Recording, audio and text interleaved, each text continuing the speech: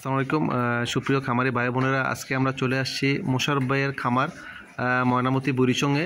আমরা আজকে ওনার খামার ভিজিট করে দেখাবো উনি কীভাবে এই দুগ্ধজাত গাভী লালন পালন করছেন এবং পরিচর্যা করছেন। আমরা আনোয়ার ভাইয়ের কাছ থেকে জানবো। আনোয়ার ভাই কেমন আছেন? আসসালামু আলাইকুম।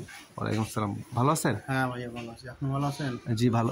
এখানে কি কি জাতের গরু আছে আপনার এখানে? এখানে ফ্রিজিয়ান আছে, ক্রস আছে, জার্সি আছে। আচ্ছা আচ্ছা, গাভী কটা আছে এখানে? গাভী আছে 32টা। এখানে মানে মোটামুটি আপনার বাছুরগুলো ছেড়ে রাখছেন না? জি হবে। কেন কেন আপনি ছেড়ে রাখলে কি গাভীগুলার বাছুরগুলা একটু ভালো গ্রোথ পাবে বা আলো বাতাস পাচ্ছে?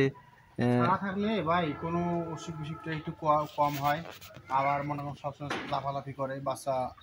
আচ্ছা আচ্ছা আচ্ছা, ইয়েস। মানে ওই যে বাছুরা একটু ঘোরাফেরা করতে চায় বা নড়াচড়া করতে চায়, তখন খোলামেলা থাকলে বাছুরগুলো একটু সুস্থ থাকে, তাই না? রোগবালা একটু কম হয়, তাই না? একটু কম হয়। আচ্ছা আচ্ছা, এই জন্য আপনারা অনেক মোটামুটি সুন্দর, আপনাদের এরিয়াটাও অনেক সুন্দর করে রাখছেন। খোলামেলাভাবে বাছুরগুলা ঘোরাফেরা করতেছে। চমৎকার আইডিয়া, এটা ঠিক আছে। আসলে অনেকে জায়গা সংকুলনের জন্য এটা করতে পারে না, আপনাদের জায়গা আছে, এটা করতেছেন, অনেক চমৎকার। এগুলো কি ষাঁড় গরু না? এগুলো আপনাদের খামারের? হ্যাঁ, এগুলা আমাদের খামারের না, আমরা পাশের খামার থেকে আচ্ছা আচ্ছা সার কিনছি। আচ্ছা আচ্ছা আচ্ছা,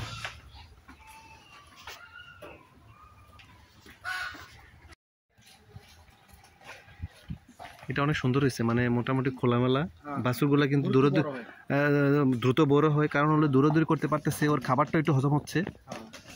আপনি সবসময় বাছুর বাইন্দা রাখলে কিন্তু এগুলো আসলে ওইভাবে গ্রোথটা ভালো হয় না।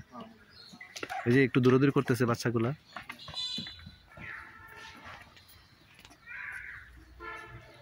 আসলে মোশাররফের খামারটা আমরা আজকে এসে অনেক ভালো লাগলো, যে মোটামুটি উন্মুক্তভাবে গরু লালন পালন করার জন্য উনি চেষ্টা করেছেন এবং মোটামুটি একটা শেড করে বাছুরগুলা আলাদা ছেড়ে দিছে, যাতে সহজেই বাছুরগুলা দৌড়াদৌড়ি করতে পারে।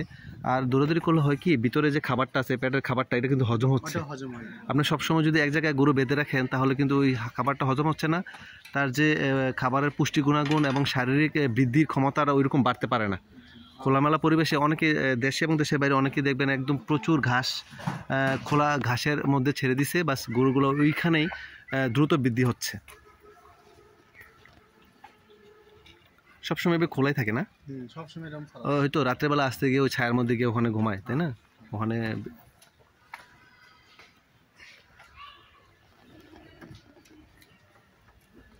এগুলো কি সবগুলো কি ওই যে ফ্রিজিয়ানের বাচ্চা না? ফ্রিজিয়ান, ওই যে ক্রস অস্ট্রেলিয়ান। হ্যাঁ,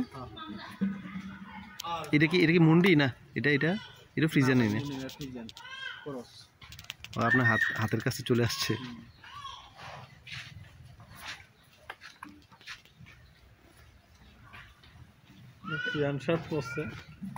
আচ্ছা আচ্ছা, এই যে এখানে পানির ট্যাপটা দেখতে পাচ্ছি, এটাতে কি করেন পানির ট্যাপটা দিয়ে? এখানে আমরা যখন পানির প্রয়োজন পড়ে তখন আমরা হাত ধুই। হ্যাঁ, এই বালতি, দুধের বালতি মানে ধোয়া লাগে। তারপরে গরু গোসল করানোর জন্য? হ্যাঁ, গরু গোসল করার জন্য আলাদা পাইপ আছে, পাইপ দিয়ে গোসল করি। আচ্ছা আচ্ছা, এই কয়বেলা গরু গোসল করান? 3 বেলা তো লাগবেই। গরমকালে 3 বেলা, এখন শীতকালে কয় বেলা করাবে? এখন অনেকে যার শীতকালে লাগে 3 বেলা, গরমকালে আরো বেশি লাগে, 4 বেলা 5 বেলা লাগে। ও আচ্ছা, মানে শীতকাল গরমকাল কোনো আলাদা নাই, মিনিমাম 2 থেকে 3 বার গরু গোসল করাচ্ছেন না? সকালবেলা তো লাগবে, সকালবেলা তো উঠে গরু ঘর পরিষ্কার করতে হবে, গরু করতে হবে, আবার দুপুরে লাগবে, আবার সন্ধ্যার দিক ঘর মাঠ দিয়ে আমরা ঘাস দিই। বা অনেকে কমেন্টস করে যে ভাই গরু কয়বেলা গোসল করাবো গাবি, তো গাবি বেশি গোসল করলে আবার ঠান্ডা লাগা যায় কিনা, বা এই ধরনের? শীতকালে তেমন লাগে না, হালকা পাতলা করলে হয়ে যায়। কিন্তু গরমকালে 3 থেকে 4 বেলা গরু গোসল করতে হবে। শীতকালে তেমন একটা লাগে না? না, শীতকালে তেমন লাগে না, ঘর পরিষ্কার করতে হবে, আর যদি গরুর গায়ে যদি গোবর টোবর ভরে, এটাও পরিষ্কার করতে হবে। আচ্ছা আচ্ছা আচ্ছা, তাহলে মানে শীতকালে একটু কম করলেও যথেষ্ট, তাই না? কিন্তু গরমকালে মিনিমাম 3 থেকে 4 বার আপনার গোসল করান, তাই না? গরম থেকে কম 3 থেকে 4-5 বার গোসল করাইতে হবে। আচ্ছা, আর এই যে খামারের মধ্যে হয়তো তেমন একটা মশা মাছি দেখতে পাচ্ছি না, আপনার মশা মাছি কমানোর জন্য কি ব্যবহার করতেছেন এখানে? ভাই আমরা মশা মাছির জন্য বেশিরভাগ আমরা ব্যবহার করি ব্লিচিং পাউডার। Bleaching powder? হ্যাঁ। কোথায় দেন এটা, কিভাবে দেন? এখানে আমরা গরুর পিছন দিয়ে দেই। হ্যাঁ, কি পাউডার দিয়ে দেন না পানির সাথে মিক্স? ঘরের মধ্যে ছিটাই দেয়া। হ্যাঁ, শুকনা পাউডারটা? হ্যাঁ, শুকনো পাউডার ছিটাই দেয়া, হালকা ডলা দিলে হ্যাঁ ও ময়লার উঠে জায়গা আর মশা মাছির চাপটাও কম হয়ে জায়গা। আচ্ছা আচ্ছা আচ্ছা, তাহলে মানে মশা মাছির জন্য আপনারা ব্লিচিং পাউডারটা ইউজ করতেছেন। হ্যাঁ আচ্ছা, তাহলে সুন্দর চমৎকার মোটামুটি আপনার যে অভিজ্ঞতা। আর অনেক সময় এই যে খাবার কিছু খাবার থেকে যায়, একটা গাভী খাওয়ার পর কিছু খাবার থেকে যায়, সেই খাবারটা আপনারা কি করেন? সেই খাবারটা অন্য গরু দিয়ে দেই, খায়ালাই। অন্য গরু দিয়ে যেটা খাচ্ছে না সেটাকে দিয়ে দেন? হ্যাঁ, এতে কোনো সমস্যা হচ্ছে না না? না না না, কোনো সমস্যা নেই। আচ্ছা আচ্ছা, হয়তো দেখছে আজকে মানে এটা খাবার দেওয়ার কথা 10 কেজি, আপনি 12 কেজি দিয়ে দিলেন, ওই খাবারটা আবার অন্য পাশের গরুকে দিয়ে দিচ্ছেন? হ্যাঁ, পাশে গরু দেওয়া যাবে, সমস্যা নেই। সমস্যা না, আচ্ছা আচ্ছা। আর গরুর এমনি মোটামুটি যারা নতুন লালন পালন করে তাদের উদ্দেশ্যে আপনি যদি অল্প পরিসরে কিছু বলতেন যে এইগুলা করলে গরু লস হবে না, গরুর গাভী লালন পালন করলে অবশ্যই লাভবান হবে। গাভী যদি ভাই লাভবান করে অবশ্যই লাভ হবে, কিন্তু তারা নিজে ছোটো মোটো মনে করেন আপনার 2টা 3টা গরু দিয়ে আপাতত প্রথমে শুরু করতে হবে। আচ্ছা, শুরু করার পরে হ্যাঁ তারা নিজেরা যদি পরিশ্রম করে হ্যাঁ, তাহলে লাভ থাকবে।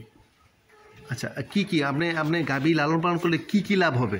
দুধ প্রথম ওরা 3-4 মাস মনে করেন যে পর্যন্ত গরুটা গাভী মানে গরুটা প্রেগনেন্ট হয় নাই, আচ্ছা, ওই পর্যন্ত ওরা মানে মহাজন পক্ষ কিছু খাইতে পারবে। হ্যাঁ আর যখন গরুটা প্রেগনেন্ট হয়ে যাবে হ্যাঁ, তখন নিজের গাড়ি থেকে কিছু ভরা লাগবে।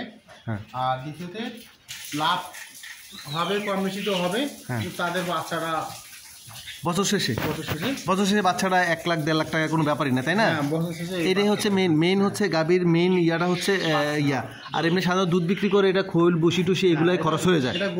দুধের টাকা এটা গরুর পিছে প্রতিদিন খরচ হয়ে যায়, তাই না? 3 থেকে 400 টাকা গরুর পিছে লেগে যায়। কম মিনিমাম তো 300 টাকা যাবে। আচ্ছা, আর বছর শেষে যে বাছুরটা পাচ্ছে সেটাই তার হলো মেইন প্রফিটটা, সেটাই মেইন প্রফিট।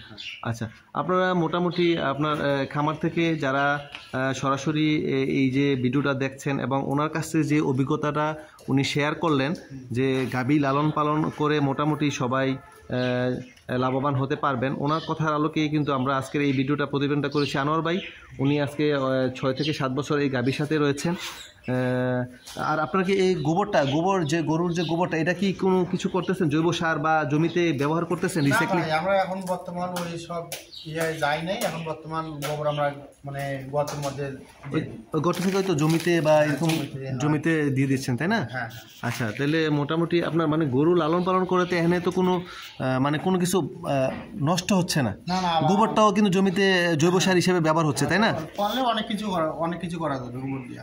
এই তো ওই যে অনেকে কিন্তু এই যে গ্যাস প্ল্যান্ট করতেছে, আপনারা চাইলে কিন্তু এটা করে আরও এটা ব্যবহার করতে পারেন।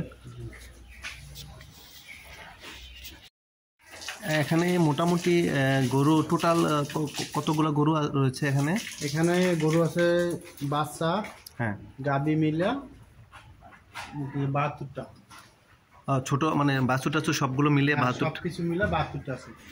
আচ্ছা আচ্ছা আচ্ছা, আপনারা উন্মুক্ত কিছু বাছুরগুলা উন্মুক্ত ছেড়েও দিচ্ছেন না, যাতে ঘোরাফেরা করে খাওয়া দাওয়া করতে পারে, তাই না? হ্যাঁ, বাচ্চা ছেড়ে দিয়েছি, এখন সুন্দরভাবে খাওয়া দাওয়া করে, সুন্দরভাবে চলাফেরা করে, কোনো ছাড়ি দিলে বাচ্চারা ভালো থাকে। আচ্ছা আচ্ছা, তো এই যে গাভী লালন পালন করতেছেন প্রতিদিন কতগুলো দুধ পাচ্ছেন আপনারা? কটা গাভী থেকে পাচ্ছেন? দুধ পাচ্ছি 24টা গরুর থেকে। হ্যাঁ, 280 কেজি। 280 কেজি দুধ পাচ্ছেন না? হ্যাঁ, সকাল বিকাল। তো এই যে গাভী লালন পালন করছেন কিভাবে লালন পালন করছেন, সকাল বিকাল বা কিভাবে পরিচর্যা করছেন, ঘাস বা কি খাওয়াচ্ছেন এগুলো খাবার দাবার? দানাদার খাদ্য লাগে, হ্যাঁ, আবার ঘাস লাগে। প্রতি গরুকে কত কেজি করে দানাদার খাবার দিচ্ছেন? প্রতি গরু সকাল বিকাল 10 কেজি করে খাবে। হ্যাঁ, 10 কেজি করে খাবার দিচ্ছেন। আচ্ছা, মানে হয়তো কোনোটা একটু কম বা কোনোটা বেশি, যেটা গরু বুঝা, ছোট গরু হলে 7 কেজি 8 কেজি, বড় হলে 10 কেজি, মানে 10 কেজির নিচে উপরে নাই, 10 কেজি পরে। আচ্ছা আচ্ছা, তো এগুলা পরিষ্কার পরিচ্ছন্নতা কিভাবে করেন এখানে? এখানে আমরা সকালবেলা গরু সুন্দরভাবে পরিষ্কার করি, করার পরে খাবার দিই, খাবার দেওয়ার পরে কি খাবার দেন? ঘাস, আপনাদের ঘাস আছে মনে হয়? না, এখন বর্তমান ঘাস নাই। হ্যাঁ, ঘাস তো শীতকাল শেষ হয়ে গেছে, এখন আমরা কচুরি পানা খাই। আচ্ছা আচ্ছা আচ্ছা, ও কচুরি পানা খাওয়াচ্ছেন, তারপরে আর এমনি দানাদার যে খাবারগুলো রয়েছে এগুলো তো দিচ্ছেনই? হ্যাঁ, দানাদার খাদ্য তো দিতেছি। আর এইভাবে মনে করেন এই যে শীতকালে কি এখন কি ফ্যানের দরকার আছে? না না ভাই, এখন শীতকাল ফ্যানের দরকার নাই। আচ্ছা, গরম পড়লে ফ্যান লাগে। ও গরমের জন্য ফ্যানগুলো ব্যবহার করেন, যেহেতু এগুলো একটু মানে একটু উন্নত জাতের গাভী, এগুলোকে সবসময় একটু ঠান্ডা রাখার জন্য ফ্যানগুলা ব্যবহার করেন, তাই না? জি জি। মানে যদি দেখেন যে গরুটা খাবার খাচ্ছে না বা সমস্যা মনে হচ্ছে, তখন আপনারা যতটা সম্ভব নিজেরা পরিচর্যা করেন, অথবা যেটা আপনার দ্বারা সম্ভব নয় ডাক্তারের সাথে পরামর্শ নেন। হ্যাঁ হ্যাঁ, যখন দেখি গরুটা খাচ্ছে না, আগে টেম্পারেচার মাপি, মাপার পরে দেখি গরুটার টেম্পারেচার ঠিক আছে কি না, না কমছে না বাড়ছে, হ্যাঁ, দেখার পরে ওই অনুযায়ী চিকিৎসা হয়। ঠিক আছে। আর ম্যাস্টারিজ গরু থাকলে ভাই ম্যাস্টারিজ হবে। ম্যাস্টারিজটা সম্বন্ধে যদি একটু বলতেন।